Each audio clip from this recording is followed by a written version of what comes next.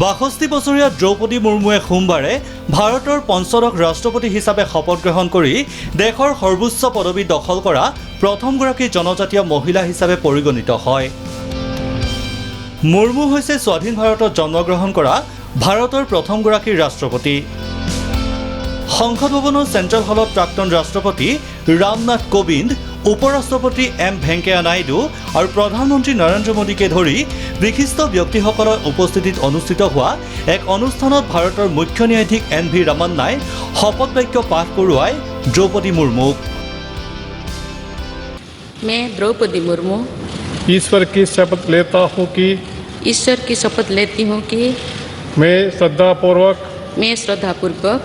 भारत के राष्ट्रपति के पद का कार्यपालन करूँगी भारत के राष्ट्रपति पद का कार्यपालन करूँगी तथा अपनी पूरी योग्यता से संविधान और विधि का परिरक्षण, संरक्षण और प्रतिरक्षण करूँगी और मैं भारत की जनता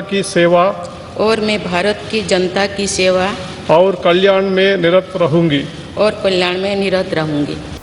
শপত গ্ৰহণৰ পাছতে ৰাষ্ট্ৰপতি হিচাপে প্ৰথম ভাষণত মুৰ্মুৱে কয় যে তেওঁৰ শীৰ্ষ সাংবিধানিক পদত নিৰ্বাচিত হোৱাতে প্ৰমাণ কৰে যে ভাৰতত দুখীয়াই কেৱল সপোন দেখাই নহয়, সেই আকাংক্ষাও পূৰণ কৰিব পাৰে। ऐसे ऐतिहासिक समय में जब भारत अगले 25 वर्षों के विजन को हासिल करने के लिए पूरी ऊर्जा से जुटा हुआ है, मुझे ये जिम्मेदारी मिलना मेरा बहुत बड़ा सौभाग्य है। मैं जनजातीय समाज से हूँ और वार्ड काउंसिलर से लेकर भारत की राष्ट्रपति बनने तक का अवसर मुझे मिला है। ये लोकतंत्र की जननी भारतवर्ष की महानता है। ये हमारे लोकतंत्र की ही शक्ति है कि उसमें एक गरीब घर के पैदा होने बेटी, दूर सुदूर आदिवासी क्षेत्र में पैदा हुई बेटी भारत के सर्वोच्च संवैधानिक पद तक पहुँच सकती है। ভাৰতৰ প্ৰথম জনজাতীয় ৰাষ্ট্ৰপতিগৰাকীয়ে কয় যে তেওঁ এখন সৰু জনজাতীয় গাঁৱত ডাঙৰ দীঘল হৈছিল, য'ত আনকি প্ৰাথমিক শিক্ষা লাভ কৰাটো সপোনৰ দৰে আছিল। শ্ৰীমতী মুৰ্মুৱে দেশৰ সৰ্বাংগীন বৃদ্ধিৰ বাবে মহিলা আৰু যুৱক যুৱতীসকলক সবলীকৰণৰ দিশত কাম কৰাৰ ক্ষেত্ৰত তেওঁ সংকল্প পুনৰবাৰ প্ৰকাশ কৰে। जो सदियों से वंचित रहे, जो जीवन विकास के लाभ से दूर रहे, वे गरीब, दलित, पिछड़े तथा आदिवासी मुझे ये अपना प्रतिबिंब देख सकते हैं। मेरे इस निर्वाचन में देश के गरीब व का आशीर्वाद शामिल है। देश की करोड़ों महिलाओं और बेटियों के सपनों और सामर्थ्य की झलक है।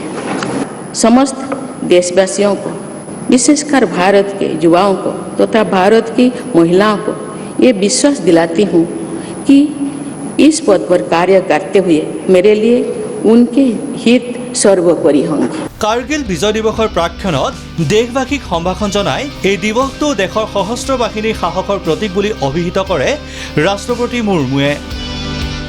কোভিড মহামাৰীৰ সময়ত দেশৰ প্ৰচেষ্টাক শলাগ লৈ তেওঁ কয় যে দেশবাসীক 200 কোটি ভেকচিনৰ ড'জ প্ৰদান কৰাটো এক বৃহৎ সাফল্য।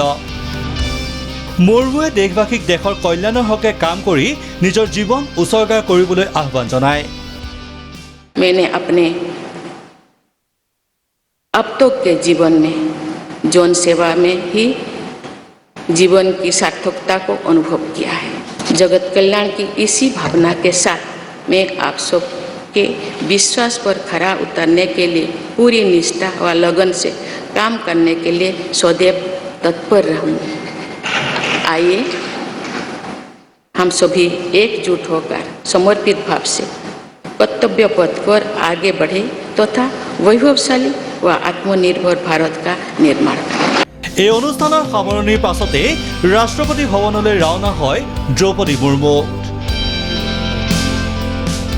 ৰাষ্ট্ৰপতি ভৱনৰ চৌহদত প্ৰথমে তেওঁক 21টা টোপধ্বনিৰে সম্ভাষণ জনোৱা হয়।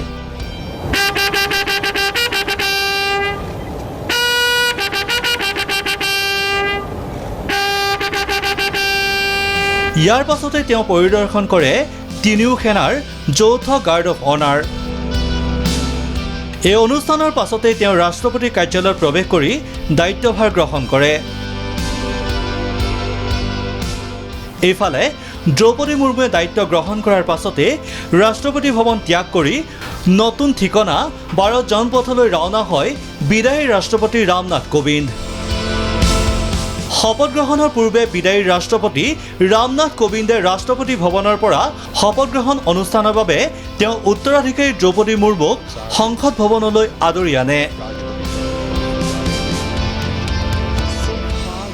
পুৱা ৰাজঘাটত মহাত্মা গান্ধীৰ স্মৃতিসৌধত শ্ৰদ্ধাঞ্জলি জ্ঞাপন কৰে দ্ৰৌপদী মুৰ্মুৱে।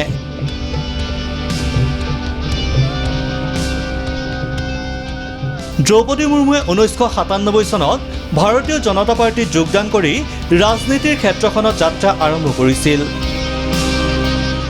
প্ৰথমে ৰায়ৰাংপুৰ নগৰ পঞ্চায়তৰ কাউন্সিলৰ হিচাপে নিৰ্বাচিত হোৱাৰ পিছত 2000 চনত একেখন পঞ্চায়তৰ অধ্যক্ষ হিচাপে নিৰ্বাচিত হয়।